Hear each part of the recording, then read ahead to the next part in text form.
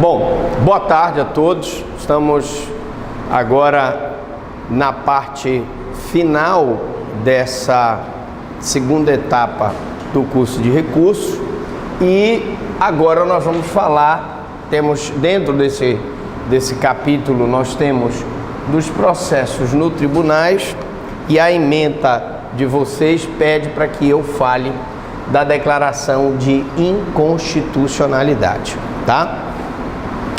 Não se percam, nós na aula passada falamos sobre recurso adesivo, falamos sobre recurso extraordinário, tá? E falamos da uniformização de jurisprudência. Então nós estamos exatamente aqui no ponto de declaração de inconstitucionalidade. Mas afinal, professor Franklin, o que é essa declaração de inconstitucionalidade? Também, assim como a uniformização de jurisprudência, é um incidente surgido no julgamento de recurso ou de causa originária. Causa originária é quando o recurso, a ação inicia no próprio tribunal. Então, para vocês terem uma ideia, deputados federais e senadores são originariamente julgados no Supremo. Eles fazem parte do que a gente chama de causa originária no Supremo, tá? Então, dentro de uma ação, dentro de um recurso, eu vou usar esse incidente surgido no julgamento de um recurso, pode ser ele uma apelação, um recurso especial, ou uma causa originária, uma ação que é interposta no próprio tribunal porque o acusado tem prerrogativa de função, caso que nós estamos explicando aqui do deputado federal e do senador que é processado criminalmente perante o Supremo Tribunal Federal, que consiste em cindir a competência de forma que a inconstitucionalidade é julgada pelo Tribunal Pleno, órgão especial, e a matéria remanescente pelo órgão fracionário, tá?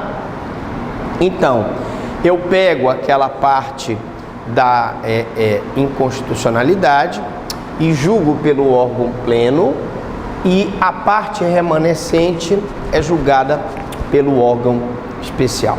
Então, nós temos aqui, aí um exemplo eu tive quando eu era promotor de Conceição do Araguaia, e nós fizemos uma investigação contra desvio de recursos na Prefeitura de Conceição do Araguaia.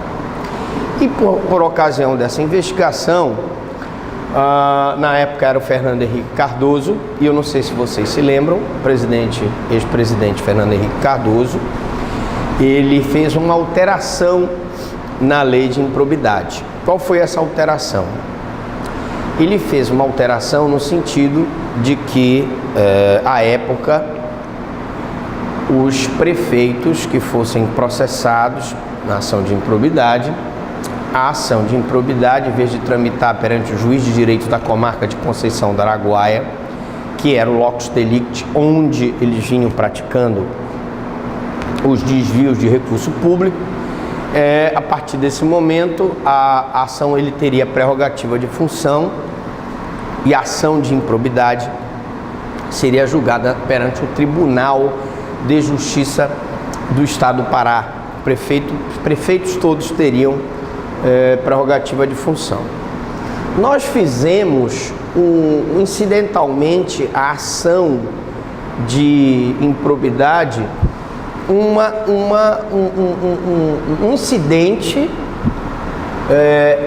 para que o próprio juiz de direito da comarca de Conceição do Araguaia declarasse que aquele dispositivo da lei de improbidade administrativa era inconstitucional, para que ele julgasse esse processo, como de fato ele declarou a inconstitucionalidade, ele deu a liminar, ela bloqueava todos os bens dos envolvidos.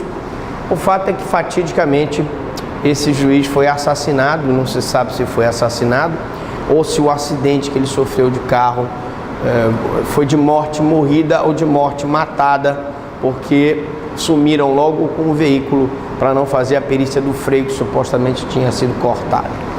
Mas ele chegou a dar a liminar, e lógico que a matéria remanescente pode ter, quando a prefeitura recorreu para o tribunal, através de um recurso de agravo de instrumento, porque se tratava de uma decisão interlocutória que bloqueava os bens do prefeito, veja que ele não julgou o mérito, mas a partir desse momento eu tenho um julgamento pelo pleno, o órgão especial da declaração de inconstitucionalidade, porque aí o pleno do tribunal tem que se reunir e declarar a inconstitucionalidade, e o órgão fracionário, ou seja, aquela turma, aquela seção, aquela Câmara Isolada Cível, seria responsável pelo julgamento da improbidade administrativa.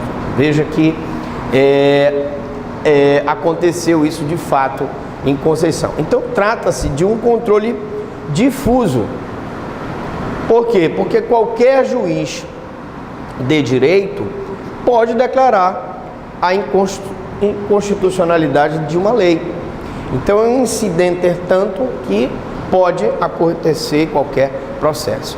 Mas a exigência de que o órgão especial se manifeste sobre a inconstitucionalidade tem sentido, porque eles vão estar indiretamente uniformizando a jurisprudência em relação àquele caso.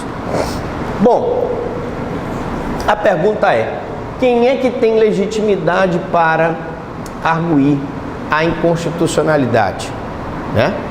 Quem é que tem legitimidade? Aí nós temos as partes. O Ministério Público, quando funcionar como parte, o fiscal da lei, e aí eu teria as próprias partes, no caso a prefeitura defendeu a constitucionalidade da lei. Depois de algum tempo, esse dispositivo da ação de improbidade foi mesmo declarado inconstitucional pelo próprio Supremo Tribunal Federal, acabou a discussão. Mas a prefeitura defendia a constitucionalidade, nós do Ministério Público defendíamos a inconstitucionalidade, porque entendíamos que o prefeito tinha que ser processado perante o juiz da comarca, que era uma ação de improbidade, não era uma ação criminal. Se fosse criminal, sim, iria para o tribunal. E, evidentemente, porque nós aqui funcionávamos como dominus litis, nós éramos o promovedor da ação. Como nós fizemos a ação, a investigação através do inquérito civil e propusemos a ação. Mas se eu não funcionasse na qualidade de dominus litis, quando eu funciono como fiscal da lei, eu também me manifesto sobre esta ação de inconstitucionalidade. Momento para arguição, qualquer momento antes do julgamento no tribunal. Então eu posso, durante um julgamento qualquer no tribunal, ter uma modificação de uma lei que torna aqueles dispositivos inconstitucionais. E aí, perante o Tribunal de Justiça, a qualquer momento eu posso arguir, desde que seja antes do julgamento. Porque depois que o tribunal julgar, aí só com recurso especial para o STJ ou recurso extraordinário para o Supremo. Lembrando que esse julgamento perante o tribunal, no caso da parte inconstitucional, tem que ser declarada pelo pleno, para uniformizar a jurisprudência. Efeitos dessa declaração de inconstitucionalidade. Bom, a inconstitucionalidade, de regra, ela tem repercussão geral e tem efeito para todos. Então, a decisão do Tribunal Pleno, órgão especial, todos os desembargadores ou todos os ministros reunidos para decidir sobre aquele aspecto, acerca da inconstitucionalidade ou constitucionalidade, vincula o órgão fracionário. Ora, se o Pleno decidiu que é inconstitucional, a turma recursal ou a Câmara Isolada Cível não pode decidir contrária dizendo que é constitucional, porque esse momento não existe mais. Se o Pleno já decidiu, eles estão decidindo aqui a Câmara Isolada sobre a improbidade. O pleno está decidindo sobre a constitucionalidade ou não daquele dispositivo. E aí, se o pleno já decidiu, não tem mais como a turma ou a Câmara Isolada decidir contrário. Efeitos da declaração de inconstitucionalidade. Os órgãos fracionários dos tribunais não submeterão ao plenário ou ao órgão especial a arguição de inconstitucionalidade quando já houver pronunciamento destes ou do plenário do Supremo sobre a questão.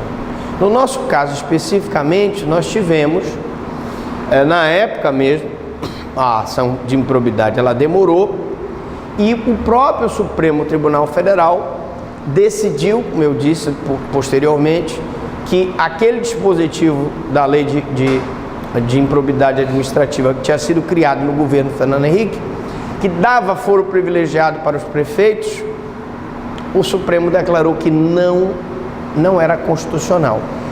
Quando o Supremo declara no seu pleno de que não é constitucional, não há mais necessidade de que órgãos fracionários dos tribunais submetam ao plenário do próprio tribunal aquela declaração, porque o pleno do Supremo já tinha decidido a questão.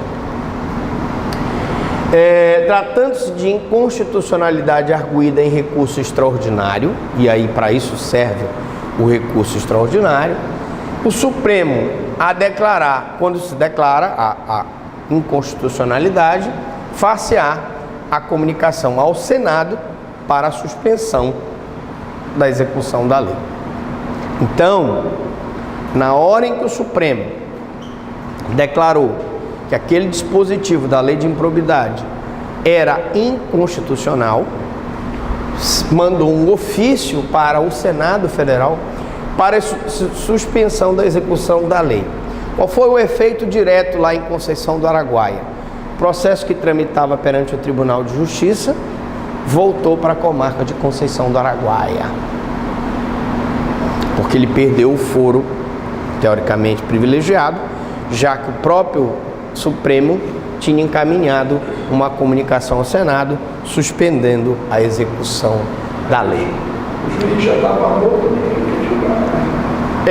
aí no caso o outro juiz seria encarregado de julgar a ação de improbidade.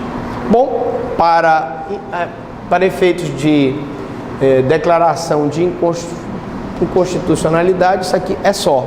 Eu pergunto se vocês têm alguma dúvida, alguma pergunta.